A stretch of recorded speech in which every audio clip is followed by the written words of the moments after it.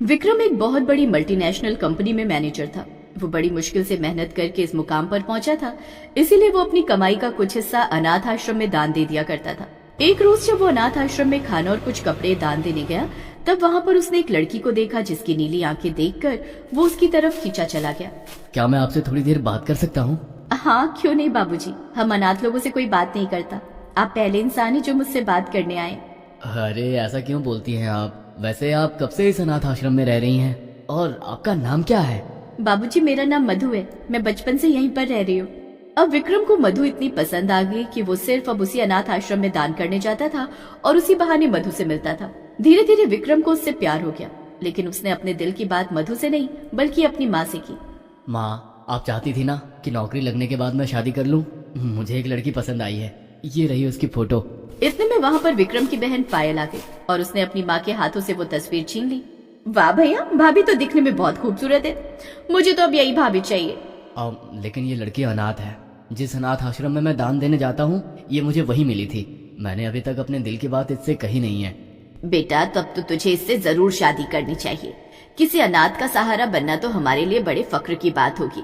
अगले ही दिन विक्रम ने अनाथ आश्रम के मालिक से अपनी शादी की बात की। आश्रम का मालिक मान गया और विक्रम मधु को लेकर अपनी माँ के पास आ गया। विक्रम की माँ ने पहली बार मधु से अपने बेटे से शादी की बात की और मधु ने हाँ कर दी।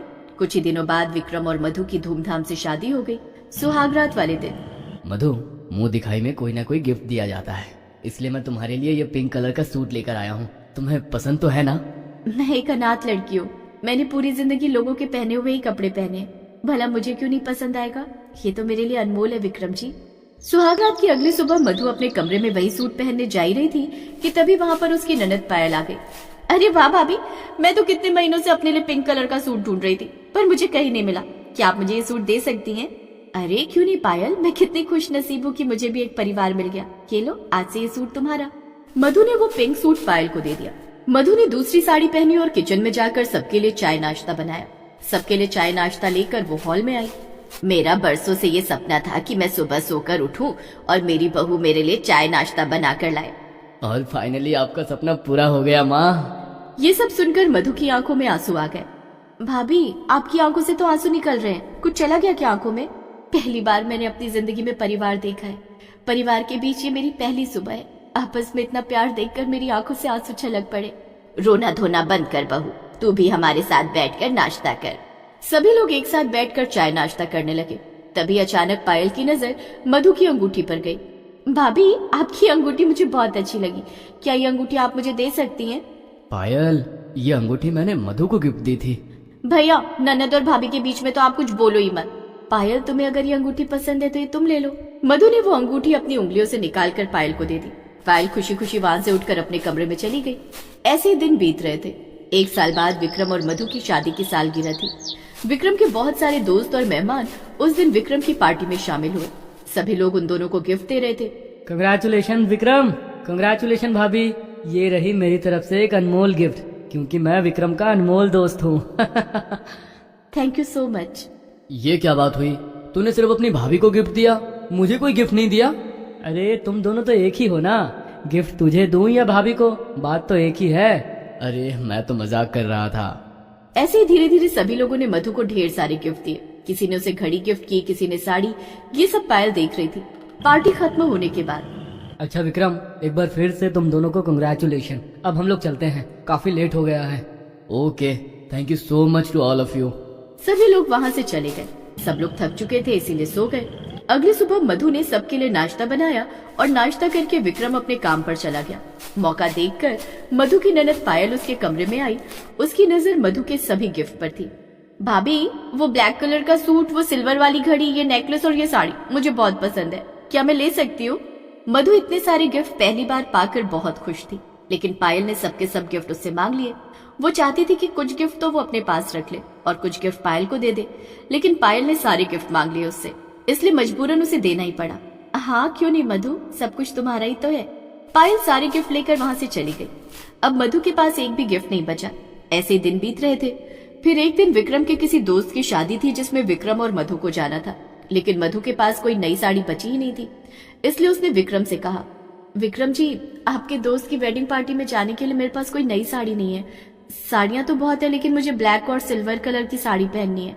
अरे मधु, हमारी शादी की सालगिरह वाले दिन तुम्हें तो ढेर सारे गिफ्ट मिले थे, उनमें से कोई भी पहन लो। अरे नहीं नहीं, आपके जितने दोस्त हमारी पार्टी में आए थे वही सारे दोस्त आपके दोस्त की वेडिंग पार्टी में भी तो आएंगे। वो देखेंगे कि मैं उनकी दी हुई साड़ियाँ पहनकर आई हूँ तो अच्छा नहीं लगेगा। तुम औरतों का भी कुछ समझ में नहीं आता। हम लोग तो एक ही सूट पहनकर कई शादियां निपटा देते हैं। खैर फिक्र मत करो, मैं ऑनलाइन ऑर्डर कर देता हूँ, शाम तक तुम्हारी साड़ी आ जाएगी।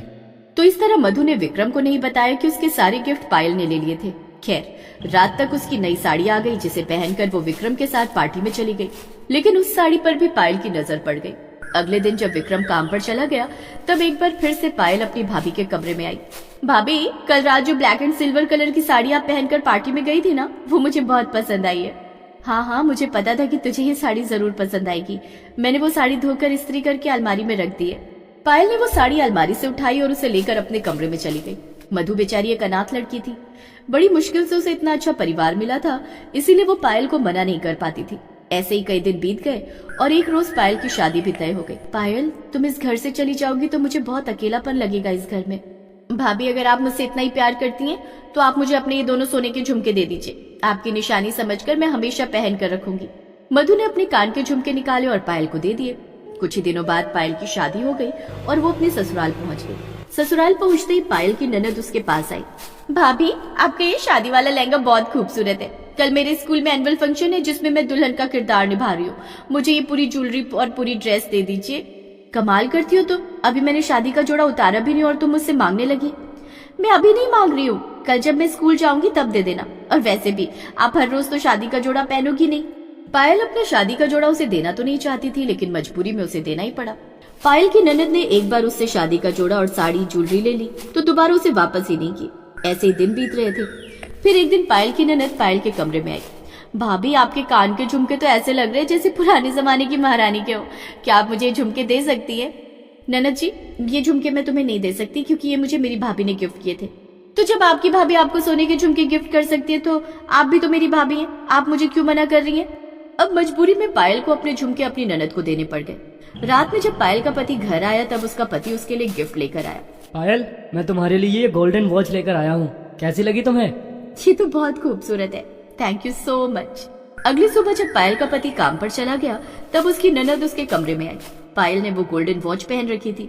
भाभी, ये आपकी गोल्डन वॉच मुझे बहुत पसंद है, ये तो मैं आपसे लेकर ही रहूंगी चाहे कुछ भी हो जाए। पायल को ये सुनकर बहुत गुस्सा आया। अजीब लड़की हो तुम, मुझे जैसे ही कोई नया गिफ्ट देता है तुरंत तुम मुंह उठाकर मांगने चली आती हो। अरे कभी कभार मांग लिया वो ठीक है, लेकिन तुम तो हर रोज मुंह उठाकर चली जाती हो। मैं तुम्हें ये गोल्डन वॉच नहीं दे सकती।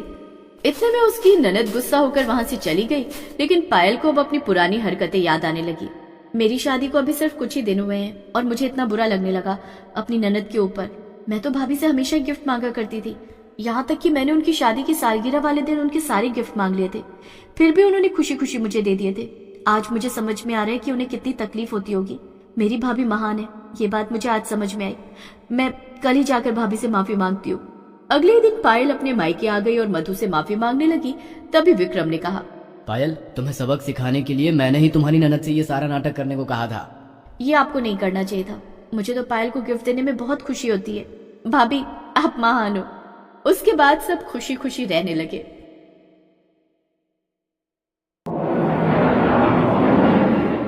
अरे कौशल्या, तुम्हारी शहर वाली बहू तो बहुत बढ़िया है। इस गर्मी के मौसम में AC, cooler, fridge, bed, TV सब कुछ लेकर आई है, लेकिन ये दूसरी बहू किस गवार को उठा लाई? क्यों चाची, क्या हो गया? क्या हो गया? हम लोग इतनी हाई सोसाइटी वाले शहर में रहते हैं, पूरा मोहल्ला गंदा हो जाएगा। तुम्हारी बीवी देखो, गाय भैंस, इतना सारा अनाज, गरम मसाला, हाथ वाला पंखा, पानी की टंकी, ये सब क्यों लेकर आई है? इसने तो हमारे मोहल्ले की बेइज्जती करवा दी। इस गवार से शादी करवाने की क्या जरूरत थी कौशल्या? अब क्या बताऊं बहन जी, दोनों ने अपनी अपनी मर्जी से ही शादी की है। बड़ा बेटा तो ठीक है, लेकिन रोहन गवार को उठा लाया। माँ, आप अपने बेटे की बेइज्जती कर रही हो इन मोहल्ले वालों के सामने। अगर आपको मेरी गांव वाली बीवी पसंद नहीं है तो मुझे अलग कर दीजिए, मुझे जायदाद का हिस्सा भी नहीं चाहिए। तेरी हिम्मत कैसे हुई माँ से इस तरह से बात करने की? आंटी जो कह रही है सही तो कह रही है। यहाँ पर गाय भैंसों की क्या जरूरत? पूरा मोहल्ला गंदा हो जाएगा इससे। भैया, जो हमारे माता पिता से हो सका वो उन्होंने दे दिया, अब हम उन्हें मना तो नहीं कर सकते थे ना। सासू माँ, जल्दी से गृह प्रवेश कराओ। मेरा तो यहाँ बाहर गर्मी में दम घुट रहा है। जल्दी से अंदर एसी लगवाते हैं और ठंडी ठंडी हवा खाते हैं इस गर्मी में। गृह प्रवेश सिर्फ तेरा ही होगा, ना कि छोटी बहू का। रोहन को अपनी गवार बहू पर कुछ ज्यादा ही घमंड है ना, तो इसे लेकर कहीं और रह। रोहन, हम तुझे अपनी जायदाद से बेदखल करते हैं। चल बहू अंदर चल। तो इस तरह कौशल्या ने अपनी शहर वाली बहू का गृह प्रवेश करा लिया और सारा दहेज का सामान अंदर भी रखवा लिया। घर के बाहर छोटा बेटा रोहन अपनी गांव वाली बीवी गौरी के साथ खड़ा था। चिलचिलाती हुई धूप पड़ रही थी। आपको माँ जी से इस तरह की बात नहीं बोलनी चाहिए थी। मुझे नहीं पता था कि शहर में इन सब सामान का इस्तेमाल नहीं किया जाता, वरना मैं कभी नहीं लाती। नहीं गौरी, ऐसी कोई बात नहीं है। अगर गाय भैंस ना हो तो शहर वाले दूध कहाँ से पियेंगे। मैंने अपने पैसों से इसी मोहल्ले में एक प्लॉट खरीद लिया था। चलो वही कुछ जुगाड़ बनाते हैं। रोहन सारा सामान लेकर उसी मोहल्ले में बने अपने प्लॉट में लेकर चला गया। प्लॉट में सिर्फ चारों तरफ बाउंड्री बनी थी, अभी वहाँ कुछ बना नहीं था। रोहन, हम यहाँ रहेंगे कहाँ? यहाँ खुले मैदान में इतनी गर्मी में तो हमारी हालत खराब हो जाएगी। तुम्हारी कुछ पुरानी साड़ियाँ, कुछ पुराने कंबल मिलाकर एक कपड़े का तंबू बना लेते हैं, फिर आगे बाद में देखा जाएगा। और अपनी गाय भैंस यहीं प्लांट में बांध दो, बाकी का सारा सामान भी यहीं रख लेते हैं। हाँ, ये सही रहेगा।